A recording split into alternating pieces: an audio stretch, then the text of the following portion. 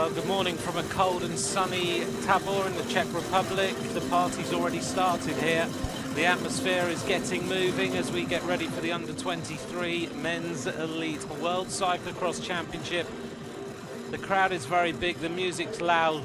Let's take a little look at Tábor, where we're based.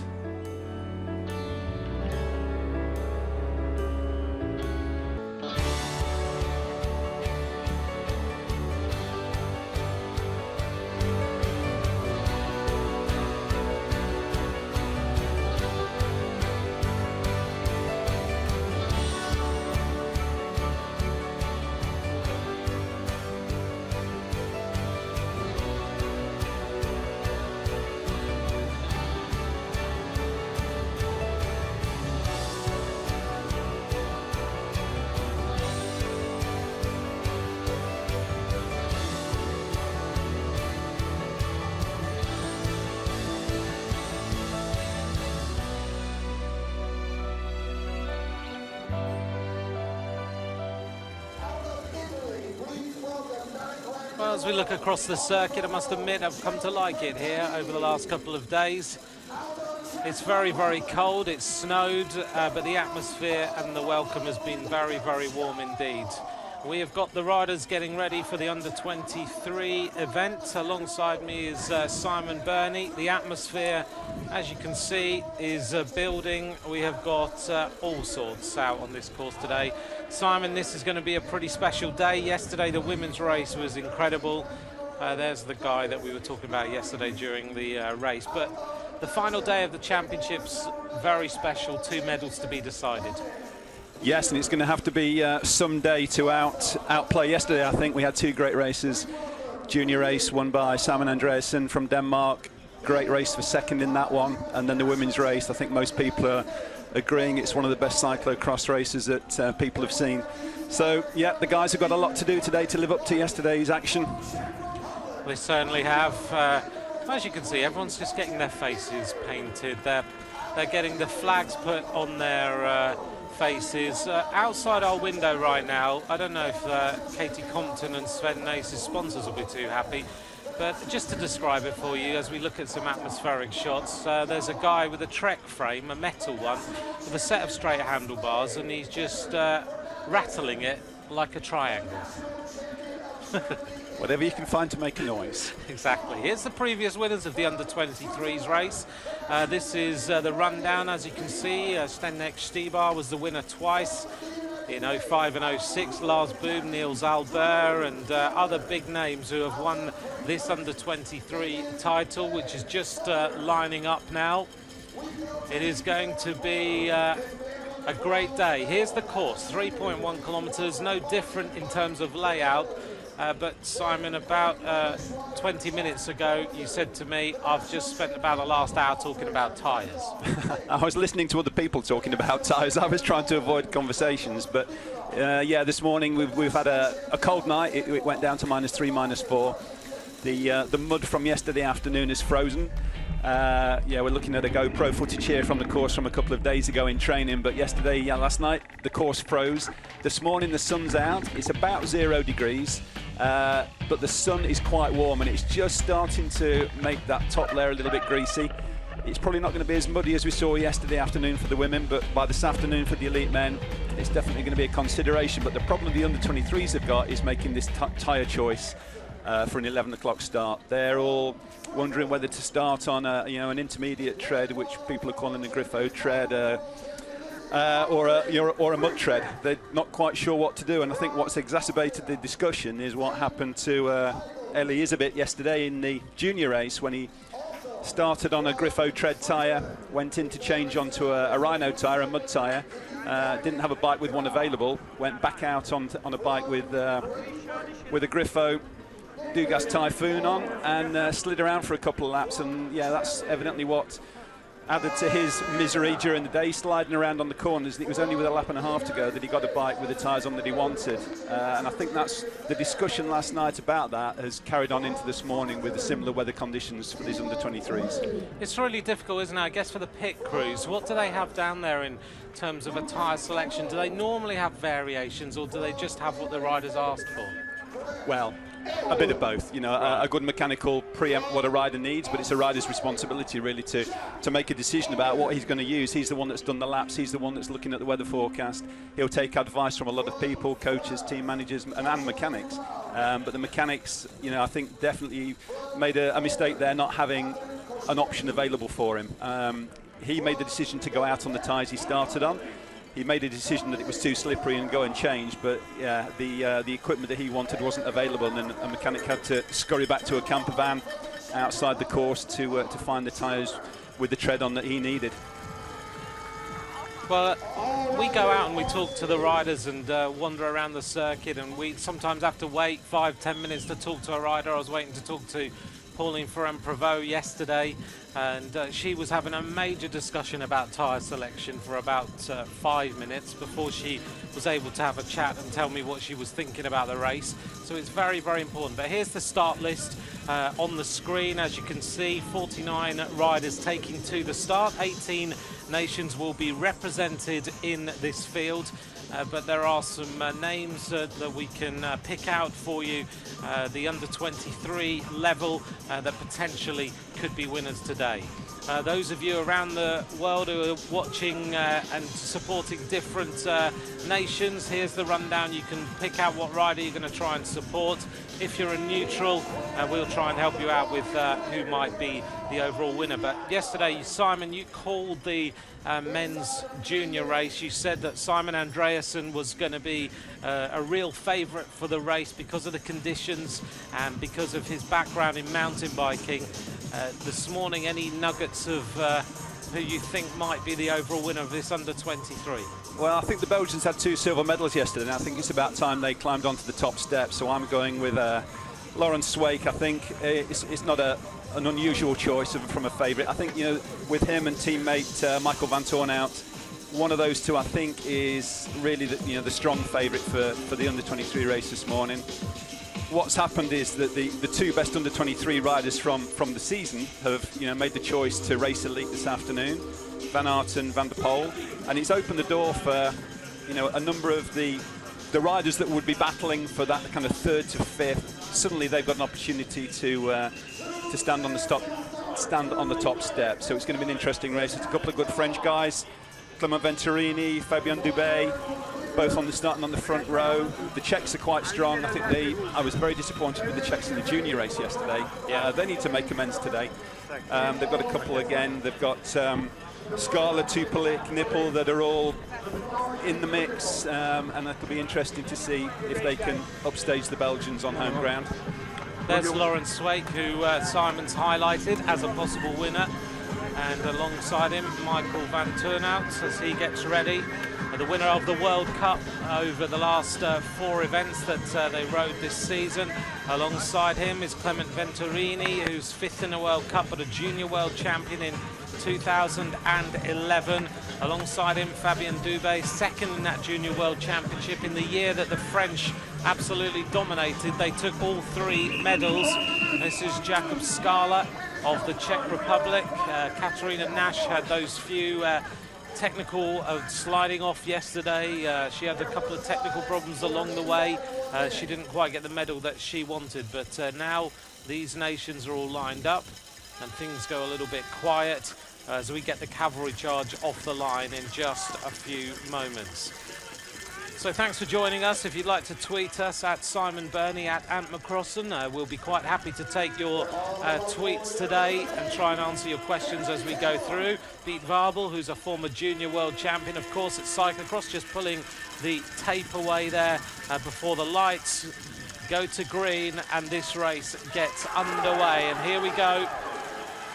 The charge has started, and it's the French right in the middle, and the morale of the French must be absolutely sky high.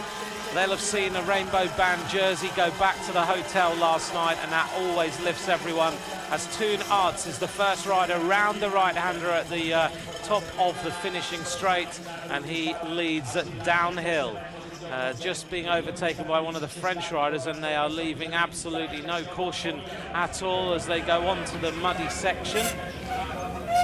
Starting to get a little bit less hard than it was when we walked in here this morning. It was absolutely well, as icy as it could possibly be. Now it looks like it's starting to be a little bit softer, Simon, and this is the lower section of the course, so it is a little bit wetter than it is up at the top. It is, yeah. That's the corner that we saw the Italians in both races crash on. That's where Eva Lechner was taken out of yesterday's race, but everybody made it safely around that one. But yeah, this lower section is quite a waterlogged field generally. It's rock hard now, very rutted, but this is the section that will warm up this afternoon. This is the grass that'll be clogging the gears. Yesterday there was a lot of grass accumulating in cassettes, in pedals, which is why we saw the bike changes, apart from for the different tyre choices. The top section, yeah, it doesn't quite get the same amount of sunlight. And on the top section, of course, you've got the wind blowing across the top of it as well.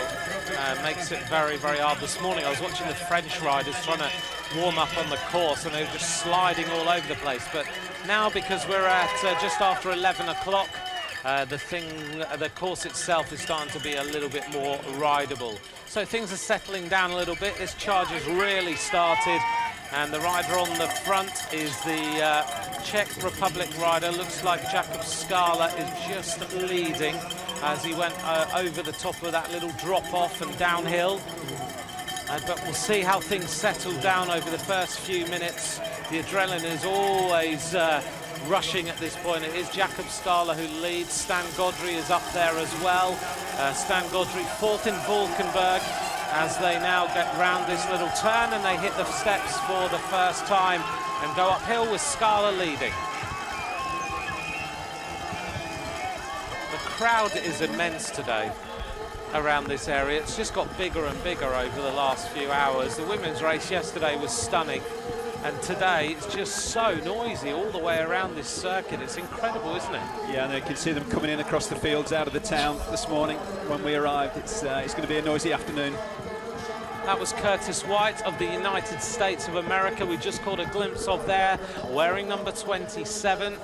And we'll just take a look through this field and see who is in the leading positions. I just saw Logan Owen, also of the United States. But at the front of the race so far, it is this rider from the Czech Republic, Jakub Skala, who's going to try and bring home a medal here for the home nation as he kicks the bike around there.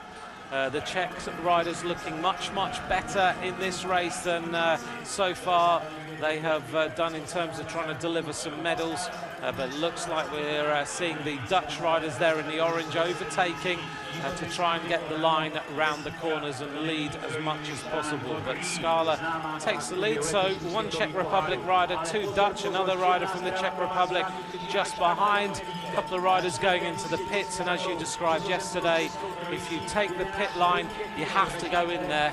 You can't come back out if you make a mistake and go the wrong side of those barriers. Yeah, that's the yellow flags that you can see on the entry and the exit. Once you pass the yellow flag, you're committed to that.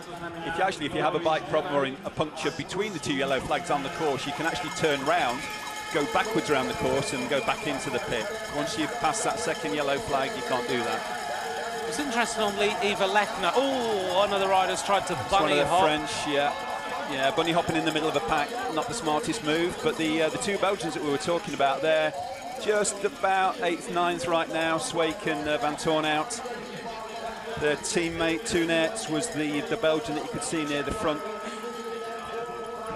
Well, it was Clement Rousseau who face planted, going right over the top there and into the pits to get a bike change there. That's obviously somebody that's had a problem on the first half of that lap because they're a long way down.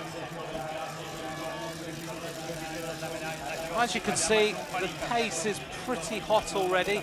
Eva Lechner set the fastest lap time in the women yesterday. To give you some comparisons, her lap time was 9:31. The fastest lap time in the junior race was Simon Andreasen with 8:13. I know some of you out there who like to have your technical statistics so you can get a little bit of a comparison about what is going on. But just to update you who's at the front, it is Joris Neuenhuis, who is the leader for the Netherlands, Jakub Skala in second, Stan Godry in third, and it is Wojtek Nipel of the Czech Republic in fourth, Fabien Dubé of France is in 5th place. But it's one long line now, and things are starting to come back together after that initial surge at the front of the race, off the start line. And now we're getting a little bit more of a pack coming together. A little bit like we saw yesterday in the women's race. Things were stretched out by Lucy Chanel Lefebvre, and then she was caught. 7 riders came to the front, and it looks like the under-23s are starting to settle down into a little bit of that now as more riders make their way across to the front of this race. So the leader then, round the corner, still Jacob Scala. The tempo has calmed down a little bit here, followed immediately by number 11, Joris Neuenhuis, who, in terms of the world rankings, is a rider way down on the rankings, not the favourite of the Dutch squad. It's more Stan Godry, who is the rider we're really looking at, who was 4th in Valkenburg. He figured in the World Cup. He finished 8th in the World Cup standings. I bet Neuenhuis is doing a good ride here at the front of this race. Yeah, the 2 Dutch are quite happy to let the Czech take the lead. Belgians just around that top 10, but quite content at the moment to follow, whether they're got a game plan to leave it until a little bit later, or they're just checking out what's going on. There's a few gaps in wheels appearing, but no big stress at the moment for the Belgians. Just trying to pick out some of the other nations before this race really starts to surge, and we see the various attacks. That's Adam Tukulik, who's just gone downhill, a bronze medalist in the World Championships as a junior, who has now made it towards the front of the race. Just looking here to see, there must have been a little bit of a problem. One of the Australian riders, actually, Jack Hogan, is in this race as well. And I know we've had lots of messages on my Twitter from the Canadian fans as we see their sole representative in here, Danik van Dalen. He's also in this race. Towards the back of the field so far. We're getting towards the end of the first lap, and we'll see who leads through this finishing area. It still looks like it's going to be the Belgians, the Dutch and the Czech Republic who are the riders who are dominating the front of this race so far. As we go fast along this section, then we turn left. If you didn't see the racing yesterday, left onto the tarmac, and then we are back into the finishing straight to complete the first of our laps. And it's one long line with about 7 or 8 riders, led here by number 11, Joris Neuenhuis of the team of the Netherlands, there in the orange as he crosses the line. And the opening lap is going to be an 8:10 for the actual lap, an 8:30 from the start. So 8:11 actually on lap number 1. So a pretty fast opening first lap for these riders, but only 2 seconds faster than the fastest lap of the juniors yesterday. Yeah, which shows the level of Andreasen. I think he could have been quite happily in that front group in the under-23 race. It's going to be interesting to see what the commissaires decide on the lap numbers here. It's a very long lap. It's only whatever 3.1 kilometres, but over 8 minutes, quite a long time. Whether they're going to do a 6 or a 7 lap race, we'll find out very soon. We're just seeing the riders going past our commentary position. And I think we saw the first British rider, for any British fans out there, just going through. We've just seen the Australian Jack Hogan go across the line as well. The sole Swedish rider, David Eriksson, but back on the screen with the action. And still, it is this front group of riders. There's about 8 riders now at the front of this race, and then a gap back to the next 2.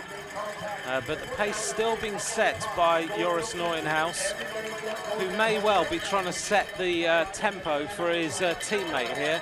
We talked a little bit yesterday about team tactics, and as we get to under 23 level, it becomes a little bit more important. Well, you've got 3 strong nations here. You've got the Czechs, the Dutch and the Belgians. They've all got more than 1 rider in that front group. So 3 Belgians, 2 Czechs, 2 Dutch, and a French and another Belgian coming trying to get across. So yeah, definitely once you've got more than 1 rider, then tactics can be an advantage. One of the Swiss. Yeah, problem here for one of the Swiss riders. Chainless or deraillierless there. Yeah, he's going to have an awful long run all the way back to the pits. looks like we now have a little bit of a move, and it is Lawrence Swake, the rider who was second in the World Cup, who leads up the steps that time. You see how slippery it is when they're on the feet around that corner. They're really gingerly walking around that before they get to the steps. Yeah, I mean, you can't just go rushing around these corners at the moment, because you can just land straight on your face immediately. Stan Godry now going with the move of Lawrence Swake. So an important moment in this race now, as this talented Belgian rider makes his move, trying to go away. 21 years of age as he attacks and opens up a little bit of an advantage then on Stan Godry. So names that we mentioned at the beginning of this race are starting to put their influence on the rest of the field. And three riders now starting to go a little bit clear, and a gap back to the next rider as Lawrence Swake. He's not really putting in a big attack, but he's just technically riding these corners very, very well indeed. He's not been able to put the pressure on as yet, but that little move over the top of the steps has started to open up this advantage, and now he has to press it home when he gets onto an area where he's able to ride. Three riders now at the front of this race, and a little duo combining nearly at the front, and it's Stan Godry and number 3 there, Lawrence Swake, as he goes round the corner. But it hasn't been a major attack there. He's just kind of riding. No, he just put the pressure on. Put the pressure on, was riding technically very well. Good cornering technique. Godry can ride the barriers. Yeah, he's now straight onto the wheel of Lawrence Swake. Vanthourenhout as well. I think that's Venturini that was the Frenchman that rode them.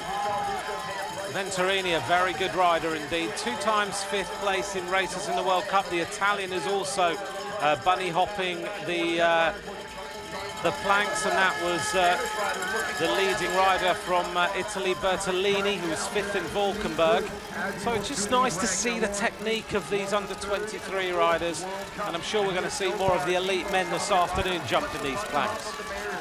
I think we'll see a similar number. I think the top surface will slow down a little bit this afternoon. It might be a little bit more difficult on the approach to those barriers to hop them, but for sure, if you can, it just saves a little bit of energy jumping back on and getting back up to speed. But as we've seen already, one slip and all those advantages are negated. Well, these two riders are really starting to kick on a little bit, as they now open up a little bit of an advantage on the 3rd place rider. The gap currently is 4 seconds back to the chasers.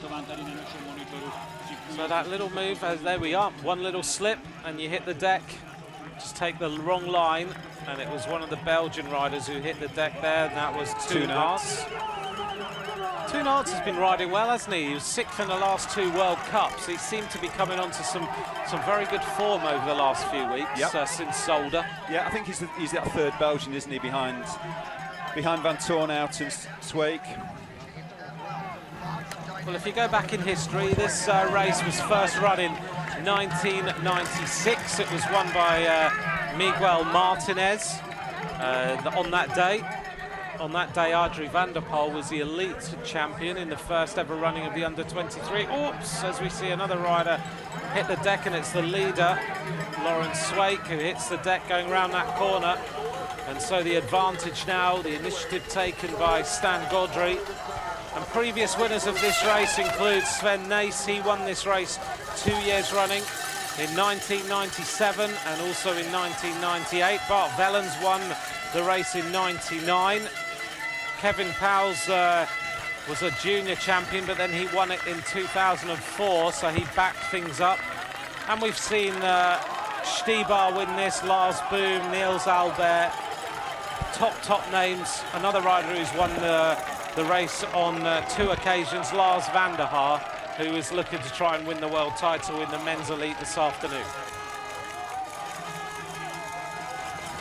Well, the French now have got a rider up at the front, and Lawrence Swake, having hit the deck, is now making his way back towards the front of the race.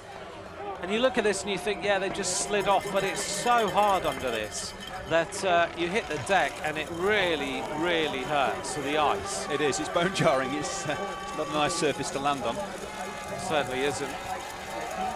Well, we're hoping this afternoon, Simon, that we're going to be joined for a little while by Nikki Harris, who was 4th in the women's race yesterday. And she's going to try and give us a little bit of insight as to just how good that women's race was.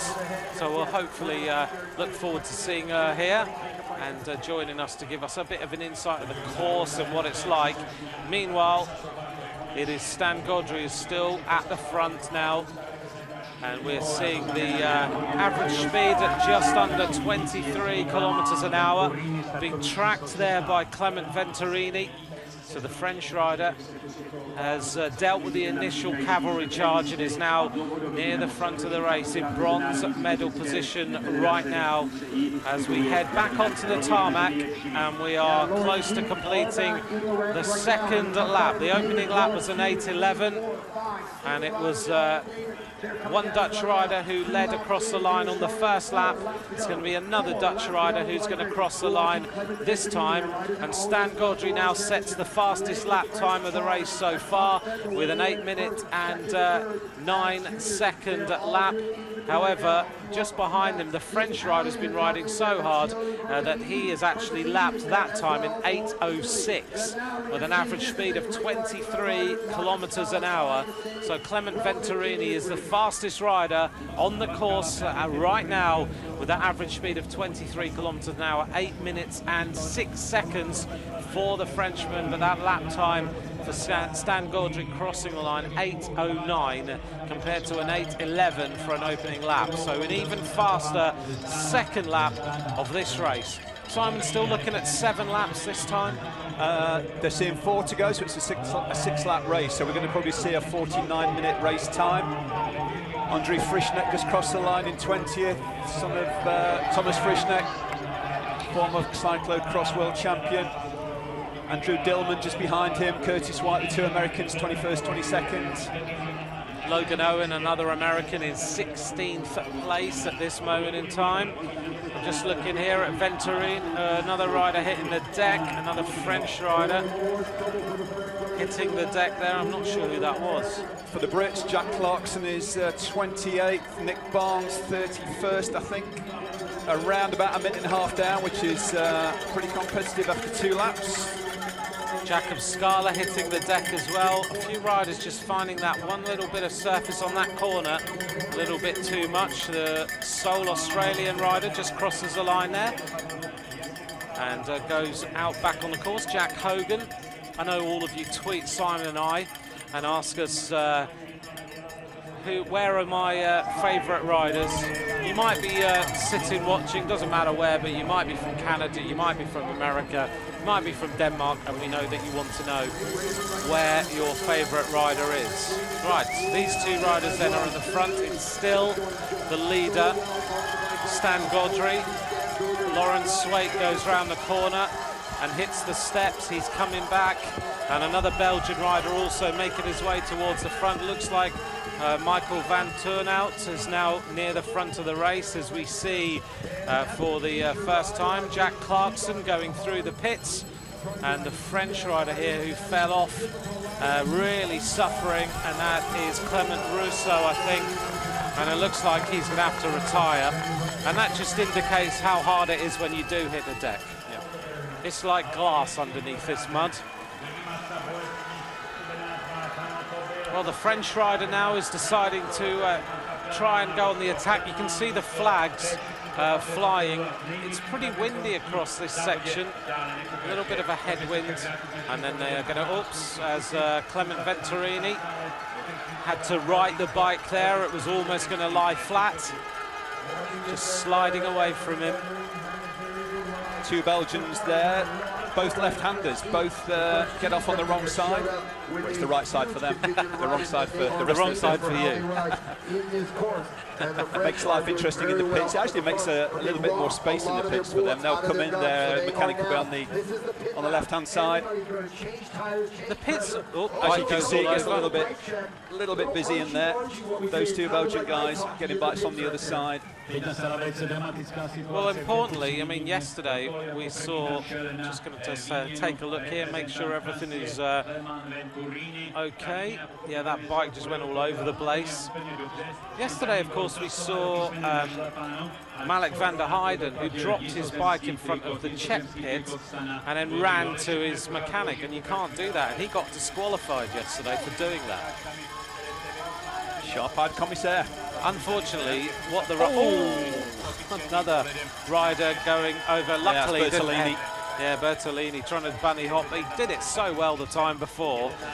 Here he goes. Look, this is how not to do it. Quick jump. And oops. Stayed about 5 seconds on his front wheel there. That probably felt like an eternity, wondering which way he was going to go. He's got a nice Rosa bike to match the Giro d'Italia. It looked good for a moment. So 3 riders at the front. Yes, what these riders don't quite realise is the commissaires are pretty eagle-eyed because there's screens all over the place, and now and then they also sit in the TV truck. So you don't get away with anything at all. Yeah, and there's 2 commissaires in the pits as well. So exactly. Nowhere to hide. And the commissaires that we have here, if you've been the race director of the Tour de France, you don't miss very much. That's true. So to update you then, the 3 riders at the front, Clement Venturini of France, Stan Gaudry and Michael Vanthourenhout. Those are the 3 riders who are in the lead. There's a little bit of a gap back to the chaser, but now we are seeing Laurens Sweet coming across. So we're going to end up with 4 riders now at the front of this race. And if these 4 riders go shoulder to shoulder now, like the women did yesterday, we are in for a real treat over the next 4 laps of racing. Now, I think Sanne Cant might be waking up this morning after her interview yesterday and maybe a little bit more reflective than she was in her press conference yesterday, because she wasn't too happy with the fact that Pauline Ferrand-Prévot is a rider who just rides cyclo-cross part-time. I think she might now reflect on that and think, okay, I was beaten fair and square on the day by a rider who is right at the top of her game. Well, it's an interesting point of view, isn't it? Sanne's probably ridden, 20-25 races this season. She's been there from day 1 of the season. Been on the top of the game, won 2 World Cups, had numerous podium places, and then, you know, the big day, a rider shows up, probably done 3 or 4 races and takes the title away from her. And obviously in that press conference she was very disappointed, felt a bit aggrieved. You know, she has got a point. The women need to support the races for them to, you know, to continue to develop, continue to grow. We want to see the best riders try to race together as often as possible. The World Cup is all about getting the best riders in the world together regularly throughout the season, and it is a shame when riders miss the big races, but it makes the World Championships an interesting proposition when people that have maybe finished a road season late or a mountain bike season late, that we've seen Marianne Vos do it numerous occasions. You know, she'll come in, start racing in December. But yeah, Sanne Cant felt a bit disappointed and definitely made her feelings known. Well, last night I think Marianne Vos was just happy to have got a medal. She posted a little photo on her Instagram feed of a little glass of champagne and said, I didn't think I was going to be able to compete for a medal yesterday. She had that hamstring injury, and she very, very happy to get the bronze medal. I was talking to Tracy Gaudry last night, who of course is leading with the UCI, the development of women's cycling, and she was really, really happy with yesterday's race. Right, as we look here at the leader, who's now making a move, Michael Vanthourenhout, as he tries to get rid of the 2nd place rider, and that is Clement Venturini. A gap of about 2 seconds opening up. Stan Gaudry is the rider who is in 3rd. As we head towards the end now of the 3rd lap of racing, 24 minutes 46 have gone by, and it's Vanthourenhout who's really starting to put some pressure on.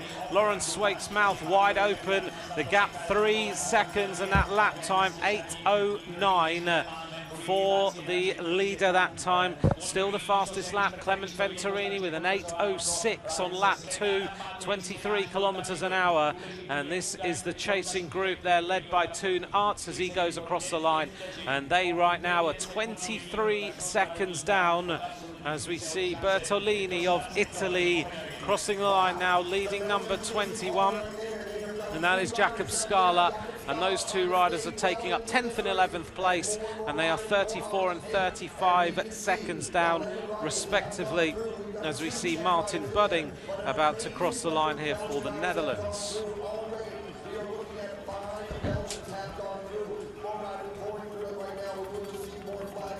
Be good to see if Swake's managed to make contact back with Venturini. Vanthourenhout had got a small gap, crossing the line. I'm liking the message from Henry Ardvold on our Twitter feed, which is like Bambi on ice out here. Absolutely, looks like that was Swake that slid off on that corner. So he's now lost a bit of time on that leading group, and it's still Vanthourenhout who's going on the attack, and I think Stan Godry. Yeah. And then third place there, Clement Venturini. So these three riders seem to have the measure of this course so far. But this is a big attack now from Michael Vanthourenhout, who is really trying to turn the pressure up on the rest of these riders. Lawrence Swake not having a perfect day here. He's made a few little errors so far out on the course. And still near the front is Wojtek Nippel, not the rider we expected from the Czech Republic to be in the mix. And he's about 9 seconds down, but he's in with a chance here of taking a medal if he can just get himself back up there to the leaders. He's only a few seconds off the wheel of Lawrence Swake, and he's 6 seconds down on the bronze medal position. But Vanthourenhout just trying to turn the gear over there, wasn't he? As he just tried to get on top of it at the top of those steps, and it really, if you get the wrong gear over the top, you can come to a total standstill. The camera doesn't show you how steep it is at the top of this climb. It's a real leg breaker after you've run up there, and then you try to get back on the top of the gear, and it can be very difficult, and it's very slippy as well. The shot there of Dieter Swake, fourth in Hoogerheide, as he accelerates over the top. But right now, the Belgian fans are going totally wild, and there are a lot of them here. There are. One or two busfuls, for sure. Absolutely. I saw a group of them, and one dressed as a stormtrooper earlier.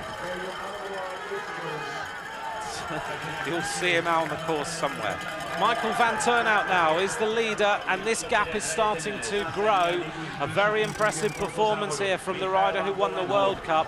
Now, he won the World Cup, of course, because the final race, Mathieu van der Poel and Wout van Aert decided that they weren't going to ride. They opted to ride the elite level race and to opt also to ride the elite World Championships, and we're going to see them later on today as the Frenchman goes into the pits, takes a new bike, a nice bike change there, no problems for him. And another bike change here for Wojtek Nippel as he takes the bike and goes out on the course again. But now it is Stan Godry who jumps the planks and almost came to a standstill there, but he somehow managed to right it as he accelerates. And if he can do that, as you mentioned there, Simon, yesterday, it's not about jumping the planks, you said, but it's about the acceleration afterwards that puts you ahead of the other riders. Yeah, but it is so risky, honestly. You've got to be very confident you can do it every single lap, otherwise, like we've said 1,000 times, the one time you mess it up, you lose everything. But so far, so good for Godry there. Well, at the end of the day, you've really got to gamble to win a world title. You've got to throw everything at it and hope that it all comes out with a positive reaction. We saw Gage Hecht of the United States yesterday. I talked to his team manager yesterday afternoon, and he said, you know, so close to that bronze medal, and one little error at one time, and that can cost you everything. Yeah. Everything's got to go right on the day. As we see now, Lawrence Swake starting to come back to the front of the race. So, having had that fall a little while ago, he looks like he has still got some good riding in those legs.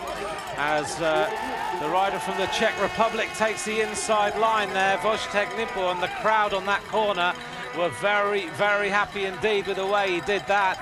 as now we see Michael Vanthourenhout, Laurens Sweeck, Stan Gaudry in third place, and coming across the gap is now the French rider Clement Venturini, and the rider from the Czech Republic trying to make a little bit of a charge now to get himself up into a medal position if he possibly can. Also up here is Joris Neuenhaus is also in the gap somewhere, and Toonarts, Dieter Sweeck, Jakob Scala, still the same nations represented at the front. The first American rider is Logan Owen, who's 1 minute and 7 seconds down in 13th place. The first of the Swiss is in 14th, and then second Swiss, Finny Christensen. Fabien Dubé is also up there. Logan Owen drops down to 15th place. The first British rider is Jack Clarkson in 25th place, who rides for the Hope Factory Racing team back in the United Kingdom. And other nations represented. The United States doing well with Curtis White in 19th place, the first Spanish rider in 21st.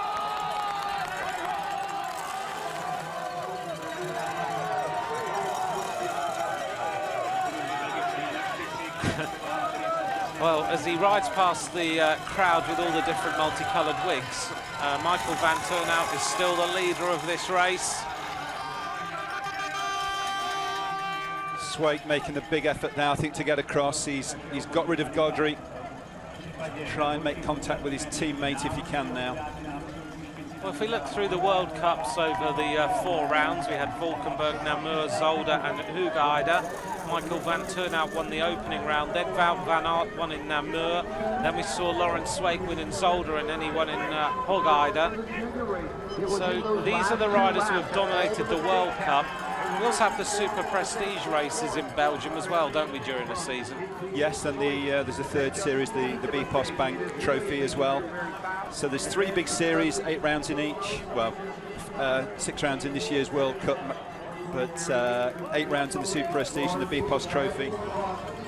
Doesn't leave many weekends free for anything else. Most of these guys, if they have a weekend clear, they'll take off to Mallorca or Spain, do a training camp, get a block of training in while they can, and then get themselves back after some warm weather training, back to the freezing cold as we come round to the end of the 4th lap of racing. 2 laps to go, 33 minutes have been completed, and Michael Vanthourenhout races through in an 8:12 that time. Second place is Sweeck, 5 seconds down. In third place is Stan Gaudry, who's now 8 seconds down on the leader. Clement Venturini is going to be the 4th place rider, 12 seconds down. So 2 laps of racing to go.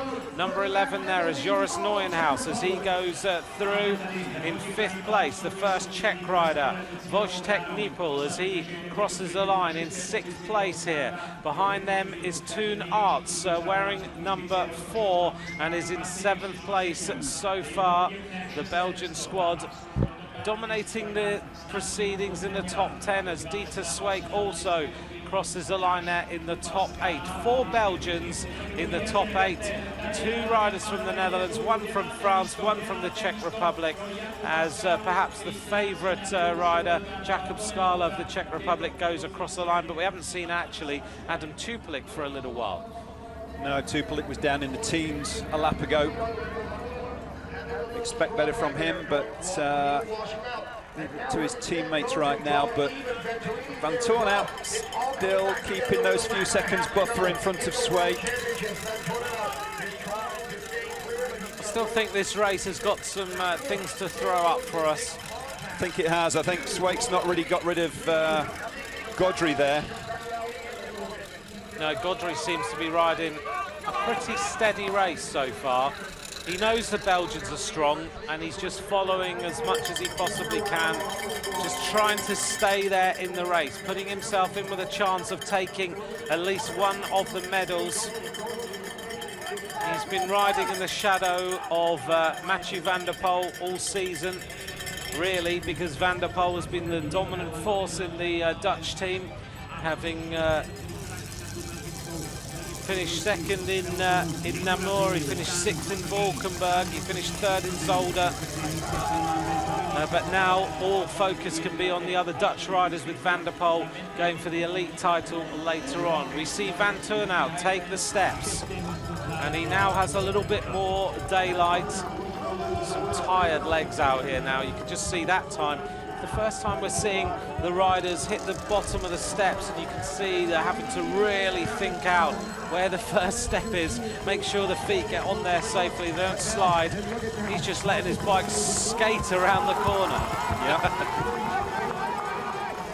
Joris Neuenhaus is a tired rider. He is, and they're steep steps. They're high, and the 30-40 metres after the steps, it definitely flattens it out on the camera. It's harder. We've got the Italian there with the chain off. Oh, Czech, beg your pardon. Yep, this looks like... Could be nipple, is it? Oh, he slides as well, it is. Watch that nipple. Bad moment there to have a technical problem and to have the chain come off. You were saying yesterday that the mechanics are cleaning the bikes with the jet washers, and then it was freezing on the chain.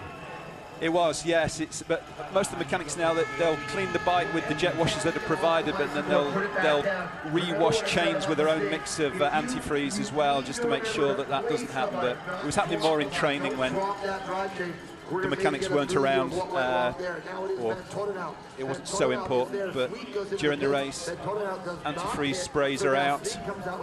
There's so much work to be done down here to keep these riders riding as well as they are, isn't it? You just don't realise the hive of activity that goes on. When we look in a velodrome in the track, you can see some of what's going on here in the cyclo-cross. There is so much work to be done, as you saw Vanthourenhout jump the planks with pure expertise there, and it looks like Gaudry's going to jump them as well. So he's going to close up on Laurens Sweeck, who decided to ride them. Venturini jumping off there, getting back on the bike. But Vanthourenhout in the lead. Looks like he's decided, right, I've got the measure of this course now. 6 seconds is advantage, 12 seconds to Gaudry, 15 seconds to Venturini, and 31 back to Neuenhaus. So it looks like the medals are going to be decided between those first 4 riders now. But Vanthourenhout is starting to turn the gas up. I was talking to Dan Seaton, the journalist from Velo News this morning, and I asked him who his pick was. He said, well, everyone's going for Sweeck, I'm going for Vanthourenhout. So right now, he's the man that's going to win the money on the sweep. He certainly is. But a lap and a half to go, and Sweeck's not going to give up without a fight, I'm sure. But Vanthourenhout's looking in good shape right now. The team tactics would be that he couldn't chase, Sweeck couldn't chase if he had a rider with him, I guess, but he's got daylight, so he can just ride as hard as he wants. Yeah, absolutely. And we've talked about it yesterday a little bit about the team ethic between riders in the Belgian team and the Dutch team. Sometimes it goes out of the window if they've got pro team loyalties as well. These guys are used to racing at the front of races and racing each other, and I think as long as they don't mess up the race for a teammate, they'll certainly take it to them. Sweeck just seems to be a little bit more skiddy on the corners. He hasn't got the sure-footedness of Vanthourenhout, and a lot of this, it's be interesting. Again, he was one of the riders that was going to start out on a Typhoon Griffo style of tread and make a decision during the race whether he was going to go in and change to mud treads, depending on the sun heating up that top surface. Be interesting to find out. We haven't got anybody in the pits, unfortunately, to get any information to see if the bike changes that we're seeing are for cleaning or for different wheel sets or different tyre pressures. We kind of find this stuff out later when we press conferences and when the journalists are interviewing the riders. But when you're 40 minutes through a race and the sun's been beaten down now on the track, it's totally different to when they raced when they went off the start line. Yes, and the hour of training this morning was between whatever 9 and 10 o'clock this morning, and it was it was 3 or 4 degrees colder then than it is now. So they're trying to make decisions based on what's happened in the last few days and what's happened to the ground. They're obviously getting feedback from the riders that raced yesterday. And even in training before the race, they'll ride at a similar time of day to when their race is on, so they can at least get some sort of feeling about what the race is actually going to throw up. Of course, if it snows or it rains, it's totally different, but they do try and give themselves that little added advantage if they possibly can. So just to update you then, here are the places. Michael Vanthourenhout is the leader, Laurens Sweeck in second, Stan Gaudry of the Netherlands is in third place in the orange, Clement Venturini. We just saw a crash there from the Czech rider, looked like Nipple, is it? Yeah. Behind Sweeck. Yeah, Nipple is having some problems now. I'm not sure who that was. I just saw a helmet heading towards the ground rather than over the top of the barriers. Well, Michael Vanthourenhout is leading his advantage. That was Sweeck that crashed. Sweeck crashes, hits the deck again. You did say he was looking more slidey than anyone else. Yeah, so that's given Vanthourenhout another few seconds. It's also given Gaudry an opportunity to get back to Sweeck. You can see him now. Yeah, and all these little slides, it's also going to just knock the confidence of Sweeck. Well, Vanthourenhout certainly looking very, very strong as he makes his way back in here to complete the 5th lap. This is going to be the last lap of racing now. He has one more lap of 3.1 kilometers to bring home the gold medal for Belgium. Crossing the line now, his lap time, that time, an 8:19, 7 seconds slower than the lap before. Behind now we have this duo, and there's going to be a little bit of dicing around here. Yeah, Sweeck's not riding. He's trying to get Gaudry to take it on, but every time this happens, it's another second or two for Vanthourenhout. And this French rider now, Clement Venturini, could be looking at a gift to be able to close the gap. He'll suddenly see that the pace may well have gone out of that duo. Are going to have a little bit of a chat. Meanwhile, Joris Neuenhuis is giving it full beans as he crosses the line to try and close the gap on the rest of the riders. And it's Toenaerts who is now in 6th place as he goes past our commentary box. Toenaerts looks like Erwin Vervecken. He does. And further on back here is Wojtek Nipple, who was looking like he might get across to the leaders at one point, but now has made a couple of little errors as he crosses the line now, around about 1 minute and 2 seconds down. Erwin Vervecken, of course, a former world champion who now runs some of the cyclo-cross some of the cyclo-cross races from a technical point of view. Yeah, he won here. He won his here, world championships here. Yeah. Sometimes it's strange, isn't it, when you're commentating, and you've commentated on riders a lot, and you've seen them win world titles and everything. And last year on one of the cyclo-crosses, he came and picked me up and took me to the race. Erwin Vervecken, couldn't believe it. He out-sprinted the Czech rider Petr Dlask. He did. And Mario de Klerk was 3rd. Yeah. Vervecken was used to be like a diesel engine rider, didn't he? He just churned away. Took him a long time to get going in a race, and then when he got the lead, that was it. So at the front then, we're on the final lap of the Under-23 World Cyclo-cross Championship, and now there is a little bit of a change in the silver and bronze medal position as Stan Gaudry senses the possibility of taking the silver medal. Vanthourenhout is now 16 seconds ahead of Stan Gaudry on this track. Still the fastest lap is Venturini with 8:06. The last lap was 8:19 by Vanthourenhout, who is giving it full throttle over the top of the steps. And again, Laurens Sweeck went very wide round that corner as he took the bike off his feet out of the pedals and swung the bike round.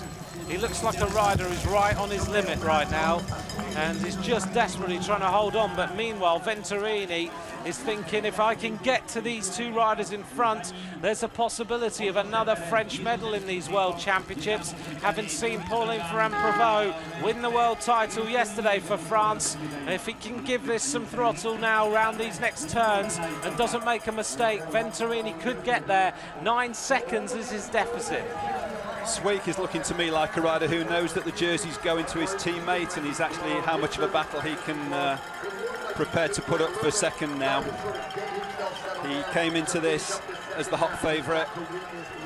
There was no doubt whatsoever he was the rider that everyone was mentioning. A little bit like Isabit in the junior race, and it's just how much he wants that second place now. Venturini, still quite a good gap between Swake and Venturini in fourth. But Godry,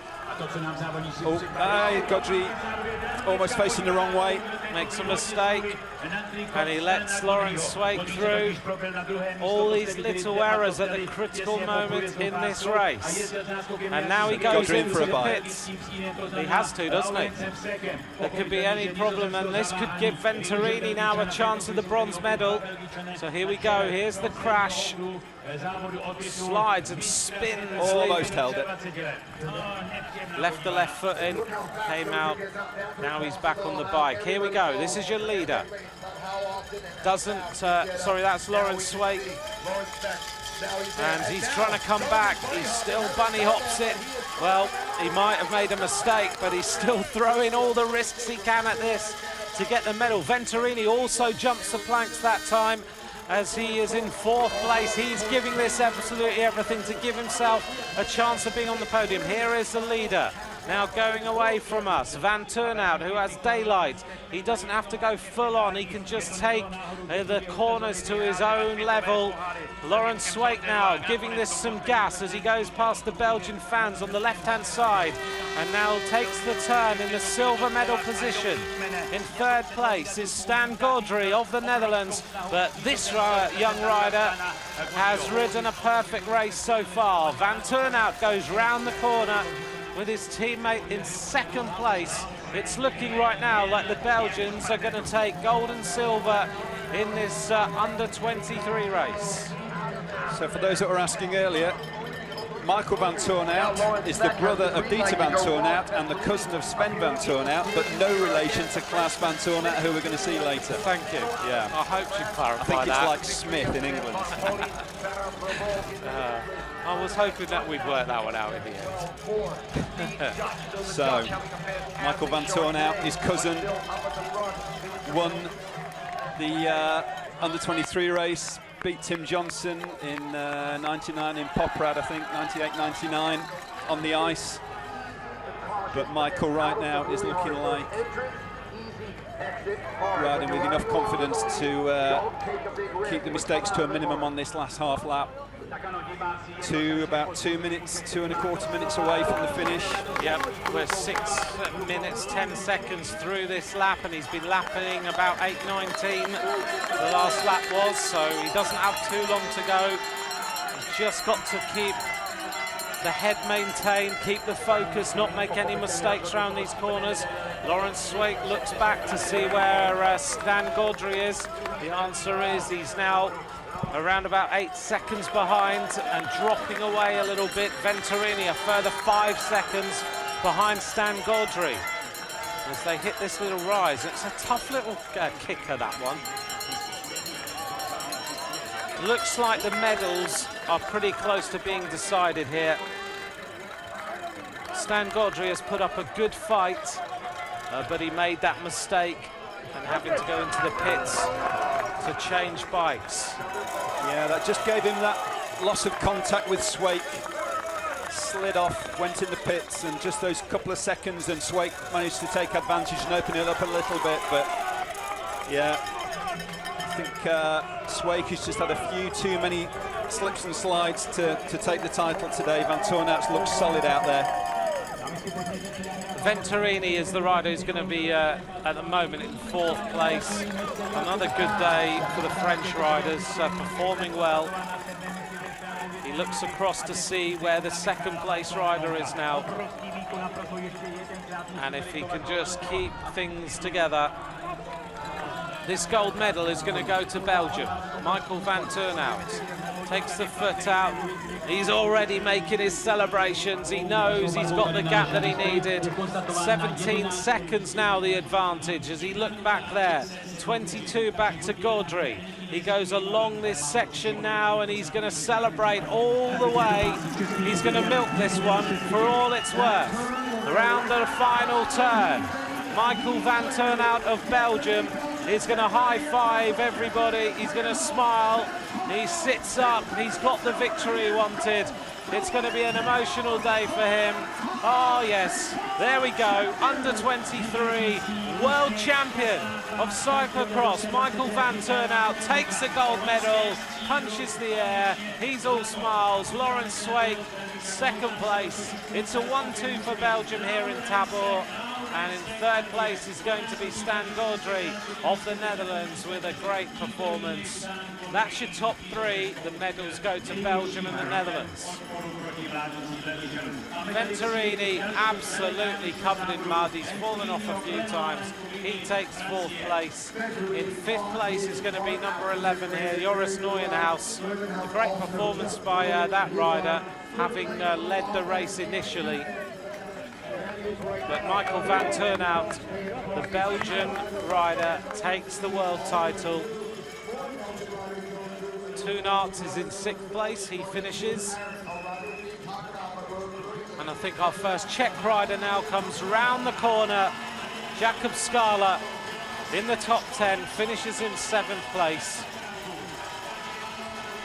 Oh, he's going to enjoy riding in front of his home crowd.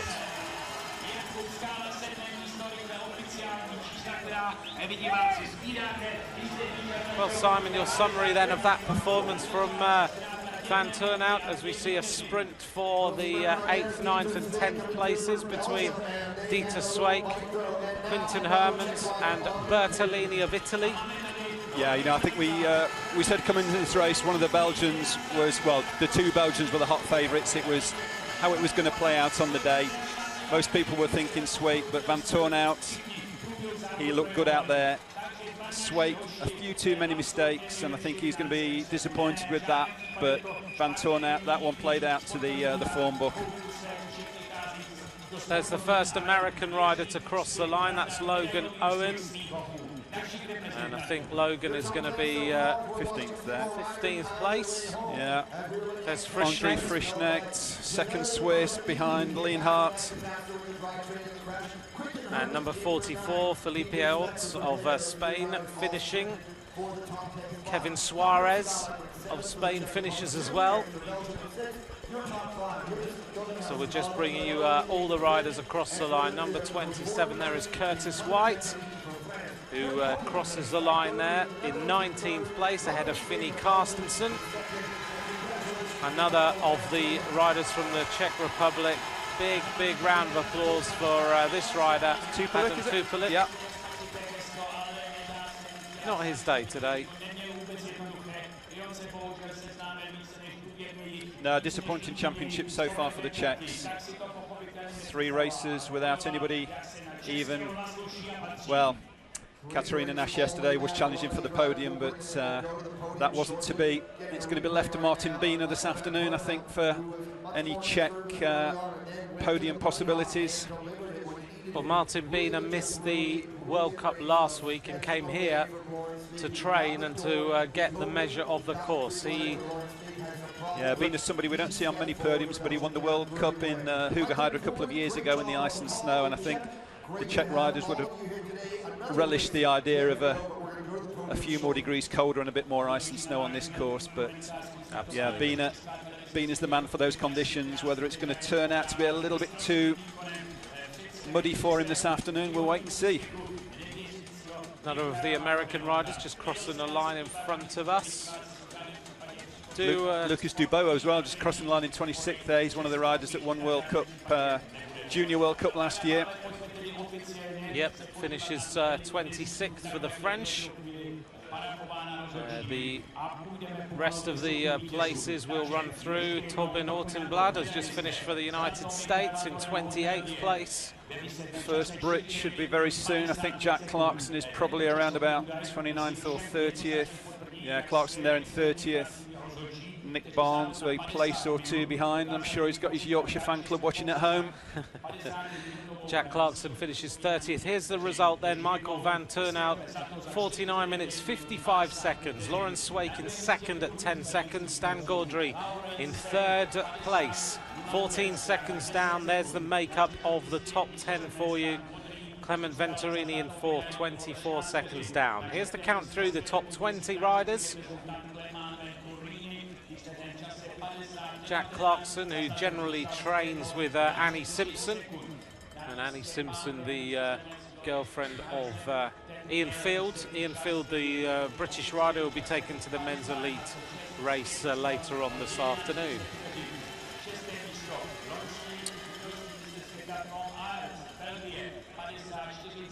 More riders crossing the line then. Nick Barnes finishes 36th for Great Britain there. Just 5 minutes down, 5 minutes and 9 seconds down. The next of the Czech Republic riders, Dominik Vrana, heading up to the finish.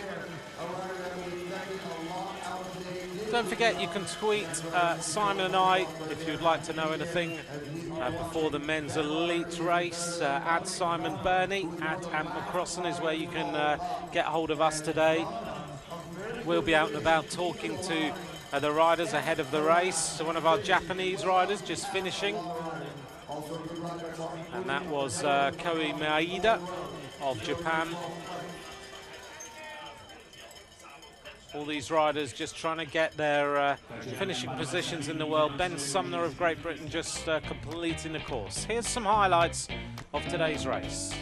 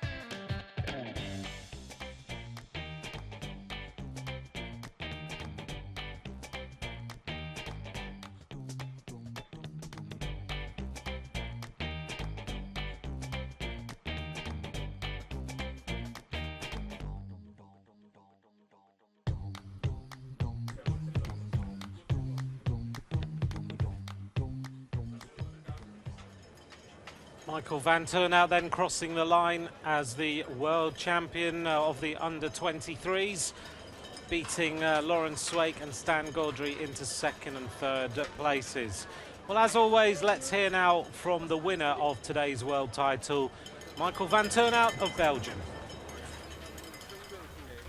Congratulations, Michael. You did a clean race and you survived the attacks of Lawrence and Stan. Yes, for me it was a fantastic race. In the two first laps I was on 9th place. It was not so good, but yeah, then half course I feel better and I attack, and yes, I really 4 seconds and I can stand it. Did you struggle a bit with the weather conditions? I mean, some muddy sections and some icy ones? Yes, for me it's very good. I have this parcours graag, and yes, for me was very good. Okay. And Belgium placed two riders with Lawrence and you. I mean, that's a great day for Belgium at last. Yes, I think it's very great for Belgium, and yeah, me and Lawrence are the two favorites, and yeah, it's unbelievable that I can this course win. Thank you very much. Congratulations. Well, nice to hear from our winner today as he makes his way towards the podium.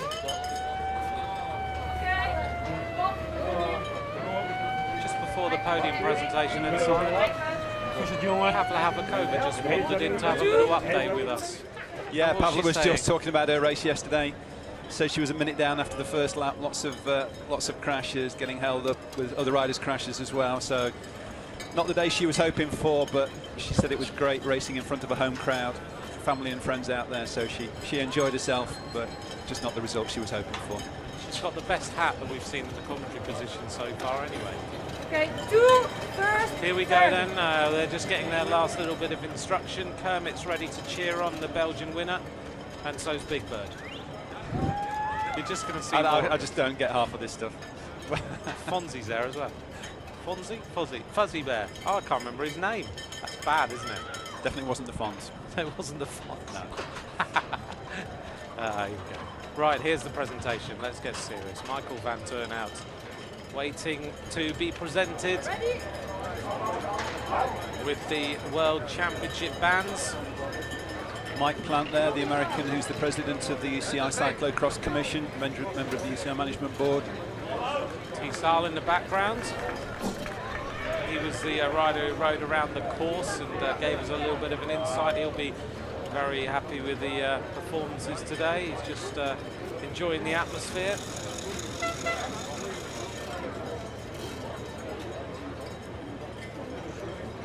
Well, a lot of conversation between those two young riders. There's the medal that will be presented in a moment. Very, very proud moment for these under 23 riders.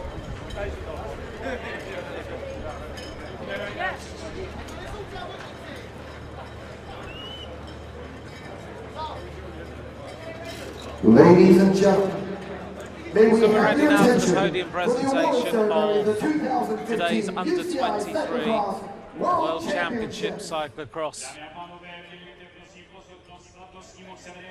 Mezinárodní cyklistické federace UCI, mistrovství světa v cyklokrosu 2015.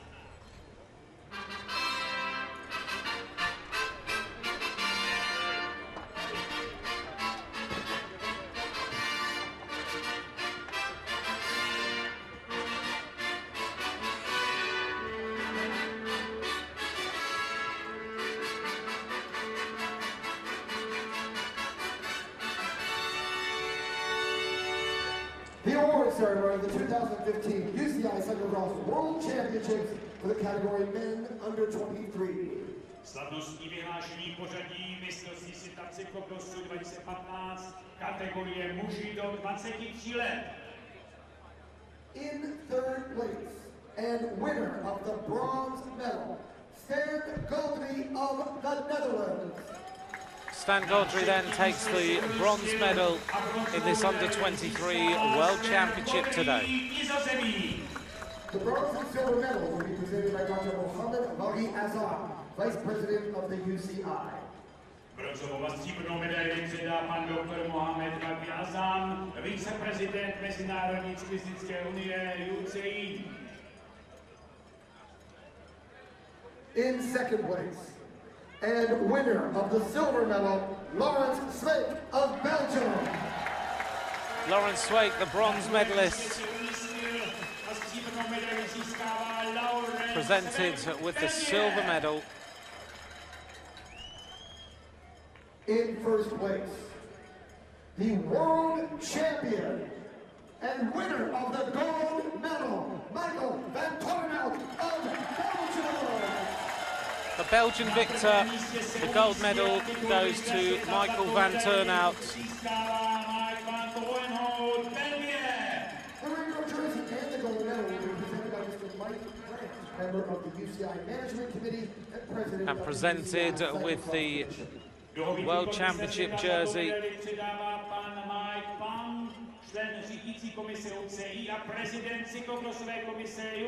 21 years of age, so he has still got time to stay in the under-23 ranks if he wants For third and second and place, defend his title. Fisher, mayor of the city Tábor. Květiny za třetí a druhé místo předává pan inženýr Jiří Fischer, starosta pořadatelského města Tábora.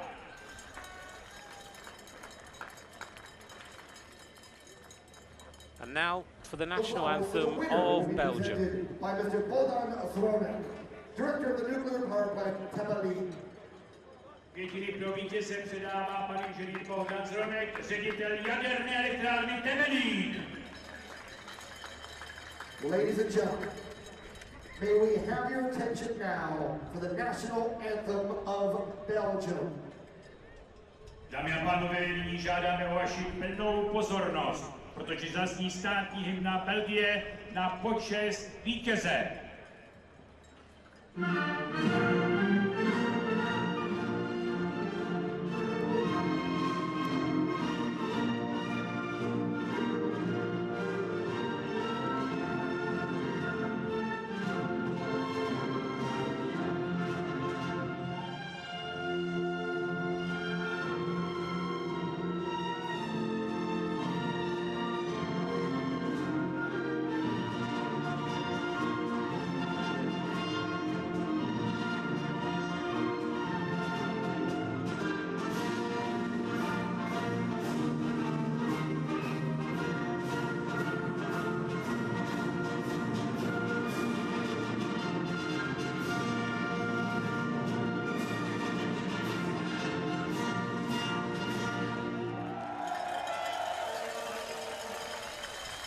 Once again, congratulations to the three best riders today. The new world champion, Michael Vanthourenhout, second place, Lawrence Lake, and third place, Stan Godry. Dámy a pánové, ještě jednou gratulace 3 medailistům dnešního závodu. Novému mistru světa Michalu Vanthourenhoutovi, stříbrnému Laurenci Slekovi a bronzovému Stanu Godrymu.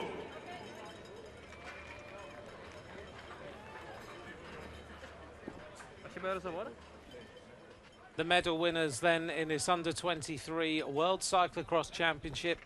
Stan Godry of the Netherlands, Laurens Sweeck of Belgium, Michael Vanthourenhout there in the centre as the world champion. So his photographs will get taken now. He'll go to his press conference. He'll do all the usual things that a winner has to do. And Simon, 3 medals down, and we have 1 left to play out in about 2 hours' time. Yep, just under 2 hours to the Men Elites race. It's a cloudless sky, the sun's out, it's warming up. It's going to be an interesting race later. It certainly is. Well, we've seen the Men's Elite warming up outside our window. They've just, few of them, just appeared as Michael Vanthourenhout now signs his name on his first World Championship jersey. There we go. Good job. And he's going to make his way now into the press conference and everything else that'll take up his time for about the next few hours. Looking across this course, we're going to go out, we're going to talk to the riders. Simon's going to go out and talk to a few. We'll leave you with some highlights of today's under-23 world title won by Michael Vanthourenhout. Thanks for joining us. Bye for now.